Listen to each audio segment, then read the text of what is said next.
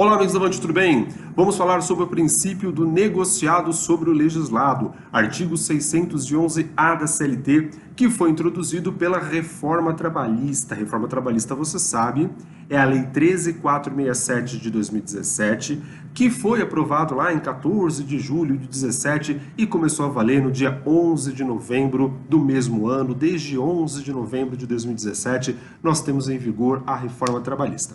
E a reforma trabalhista introduziu na CLT, alterou na CLT diversos artigos, entre eles dois que vamos conversar agora. Os artigos 611-A, que introduz o princípio do negociado sobre o legislado, e o artigo 611-B, que traz aí os limites da negociação coletiva. Então, primeiramente, deixa eu te passar um contexto para que a gente possa entender claramente que princípio é esse.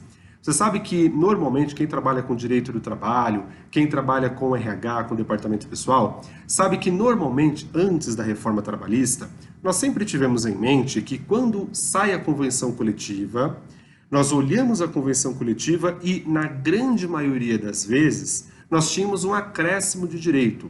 Nós tínhamos ali um elastecimento dos direitos que já existiam previstos em lei. Um exemplo, tá? Só para você ter uma ideia. Imagina que na CLT, artigo 59, e também na Constituição Federal, no artigo 7º, existe que horas extras devem ser pagas com acréscimo de no mínimo 50%. Pego a convenção coletiva e verifico lá que, opa, na minha categoria, a hora extra é com acréscimo de no mínimo 60%, 70%, 80%. Então, o que eu vou fazer? Esqueço o que está na CLT e vou seguir aquilo que está na convenção coletiva. Tudo que era para beneficiar o trabalhador, e ainda é assim, tudo que é para beneficiar o trabalhador vai prevalecer sobre a lei. Rafael, mas a própria Constituição Federal diz que é no mínimo 50%. Sim, ela diz que é no mínimo 50%.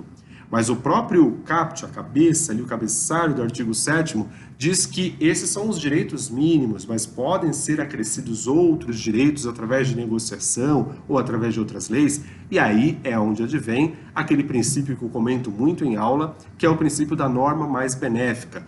Olhei a lei, 50%, olhei a convenção coletiva, fala em 70%, eu observo a convenção coletiva e aplico no dia a dia 70%, tudo bem? Então, para hora extra, adicional noturno e qualquer outra coisa do direito do trabalho, nós temos que olhar sempre a convenção coletiva para saber o que diz ali. Muitas vezes a convenção traz ali regras sociais, cláusulas sociais, que, por exemplo, acrescem um direito ao trabalhador que não existe na lei. Um exemplo simples é a estabilidade de férias. Você sabe que quando o empregado sai de férias e retorna, ele não tem direito a nenhuma estabilidade. Como assim, professor? O empregado voltou de férias hoje, ele estava de férias até ontem, voltou hoje. Posso demitir esse empregado? Sim, por lei você pode demitir, vírgula, salvo negociação coletiva, salvo acordo coletivo ou convenção coletiva de trabalho que não permita que você faça essa dispensa agora. Muitas convenções coletivas trazem uma estabilidade provisória aí pelo período de férias que ele tirou ou por 30 dias, alguma coisa assim. Então sempre olha a convenção coletiva porque esse é um direito, é uma cláusula social que pode estar incluída na sua convenção. Veja que até agora eu só falei de situações onde eu estou estabelecendo ali o elastecimento, um acréscimo ao direito do trabalhador. Qual que foi a grande novidade neste tema que a reforma trabalhista lá nos artigos 611-A e 611-B trouxe? O que acontece? O 611-A, ele vai nos dizer que prevalece aquilo que estiver na negociação coletiva.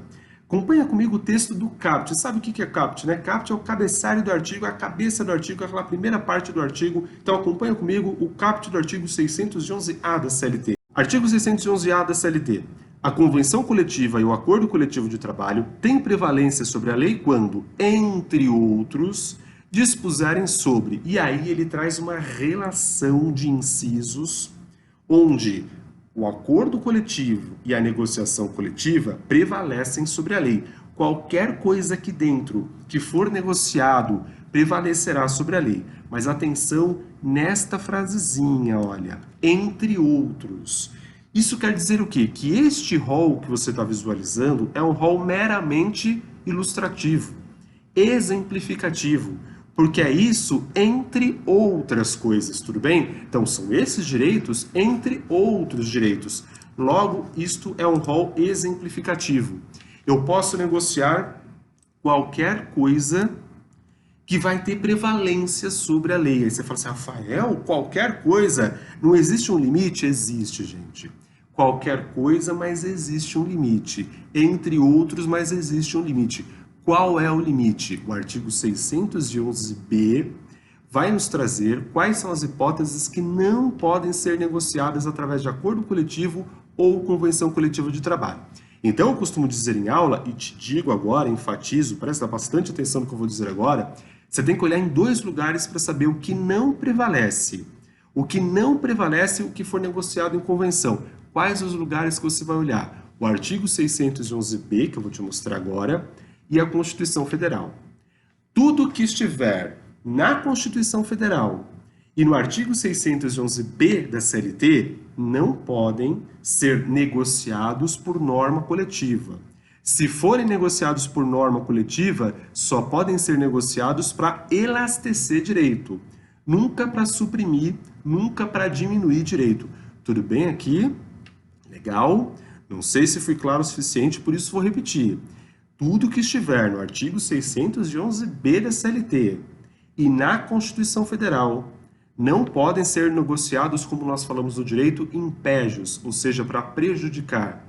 Só podem ser negociados para elastecer, tudo bem? Acrescer direitos. Acompanha comigo o artigo 611b da CLT, que diz assim: constituem objeto ilícito de convenção coletiva ou acordo coletivo de trabalho exclusivamente a supressão ou a redução dos seguintes direitos. Veja, exclusivamente a supressão ou a redução. Quer dizer que eu posso fazer para mais, acrescer eu posso, mas eu não posso tirar, ou seja, eu não posso suprimir e não posso reduzir. E aí ele elenca aqui todo um rol de incisos onde traz diversos direitos, diversas situações que não podem ser negociadas por acordo coletivo ou convenção coletiva de trabalho. Vou te dar alguns exemplos aqui, até para ficar ilustrativo. Dá uma olhada comigo no inciso 5, que fala assim, valor nominal do 13º salário. Meus amigos, o 13º salário, ele não é regido pela CLT. O 13º salário, ele tem uma lei própria que vai trazer o seu regimento, a sua regulamentação. Mas o 13º, ele é previsto no rol de direitos da Constituição Federal, no rol de direitos do artigo 7º da Constituição Federal. Tudo bem aqui? Então é direito de todo empregado ter o 13º salário. Isso está previsto na Constituição, artigo 7º da Constituição, e isso está previsto inclusive aqui também no artigo 611b da CLT. Mas a regulamentação, eu acabei de te falar, é uma lei diversa. É uma outra lei. É a Lei 4.090 de 62, que vai trazer a regulamentação do 13º e tem também o decreto do 13º. Isso quer dizer o quê? O negociado prevalece sobre o legislado, tudo bem? Lei comum, negociado prevalece sobre a lei comum, sobre o legislado, lei comum. Não prevalece sobre a Constituição Federal. A Constituição Federal está acima de todas as outras leis. Isso quer dizer o quê? Posso tirar o 13º do empregado? De maneira nenhuma. Posso diminuir o valor do 13º? De maneira nenhuma. Princípio da irredutibilidade salarial, que também está lá no artigo 7º da Constituição. Porém, se eu fizer um acordo coletivo com o sindicato, ou se a minha convenção coletiva trouxer que o pagamento do 13º, ao invés de 2 parcelas, pode ser feito em 6, esta cláusula é válida? Sim, ela é válida, porque o negociado está acima do legislado. Tudo bem? Legal? Professor, então a partir de agora eu posso parcelar o 13º em 6? Claro que não, não foi isso que eu disse.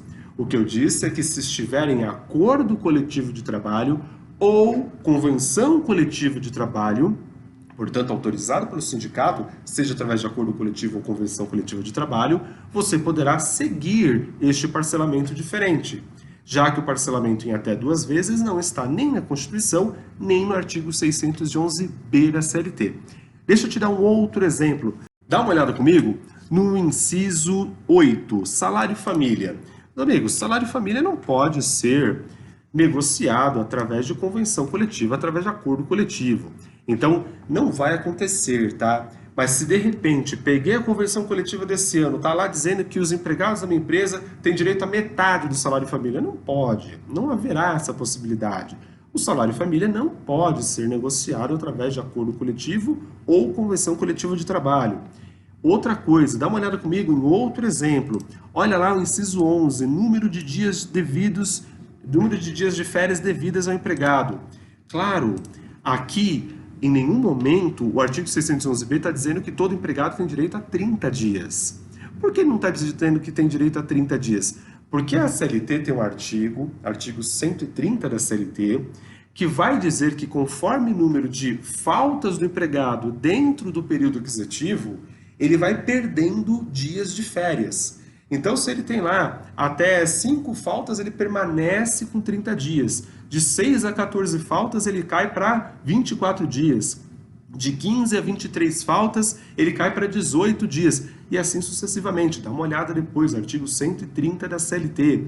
Ele vai reduzir o período de férias do empregado conforme o número de faltas que este empregado tenha, faltas injustificadas, claro, injustificadas, dentro do seu período aquisitivo.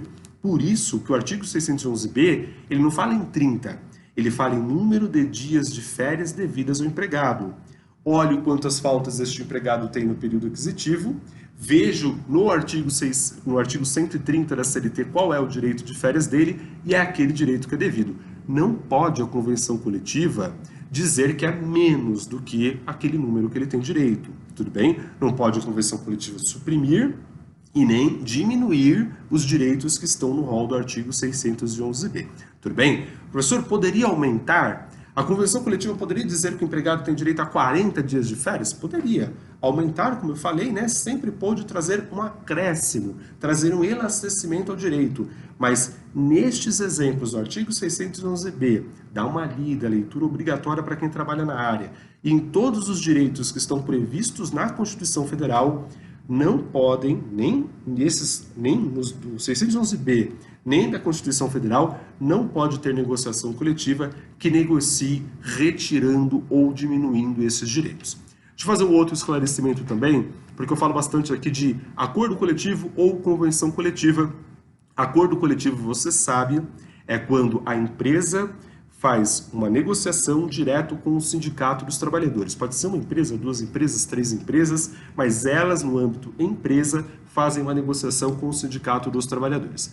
Convenção coletiva de trabalho é quando o sindicato representante das empresas, o sindicato patronal, e o sindicato representante dos trabalhadores, o sindicato dos trabalhadores, pactuam o documento coletivo, tudo bem? Essa é a diferença. Acordo empresa, sindicato dos trabalhadores, convenção coletiva, sindicato patronal e sindicato dos trabalhadores. Estou falando no singular, mas nós podemos ter aqui sindicatos patronais e sindicatos dos trabalhadores, não tem problema. Se for no âmbito de sindicato para os dois lados, estamos falando de convenção coletiva.